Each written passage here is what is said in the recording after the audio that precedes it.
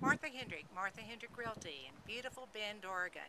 I sell real estate in the prettiest part of the United States, I think, and I'm a transplant from Texas, as you can hear from this Texas accent. Today I'd like to talk about why having a pre-approval letter from a qualified lender is a distinct advantage for a buyer.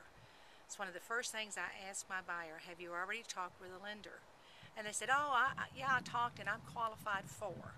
And you notice the term was qualification. Pre-qualification and pre-approval letters are totally different. A pre-qualification letter is just as he said. You've called a lender, you've given him your general financials, and he says, yes, based on your current income and status of employment, this is probably what you can afford.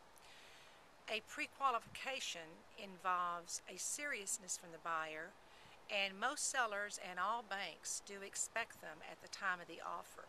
So it's very prudent to have that advantage. And I will talk about other advantages as well. If you have a pre-approval, I have seen offers come in on my listings where there are two offers that have pre-approvals on a very competitive property.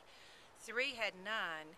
If you have to wait and go back to the lender, get your letter of application and pre-approval, you're going to waste time while the property may be sold out from under you. That's in typically a traditional sale. So what is a pre-approval? What do? Well, you call a good lender. Most realtors work with outstanding lenders and banks and can recommend several to you, and you can interview them just as you interview any professional, an accountant, an attorney, a real estate agent that you choose to represent you. You do make formal loan application, you talk about your credit history, your job status, your financials, bring in your tax returns, your monthly pay stub. All of these have to be verified.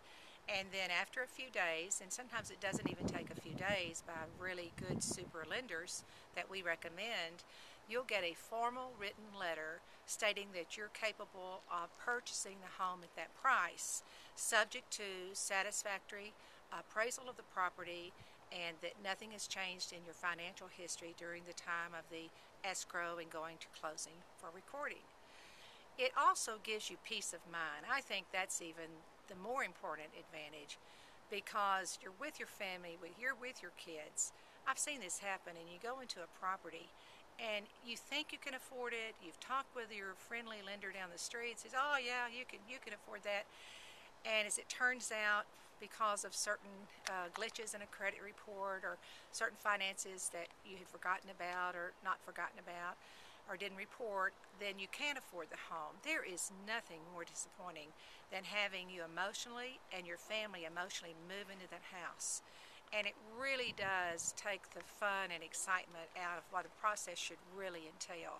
So two advantages: it's going to give you better negotiating power in working with a seller or a bank, and it definitely is going to give you more peace of mind because you know you can afford the home that you're looking at. So don't disappoint yourself and don't disappoint your family.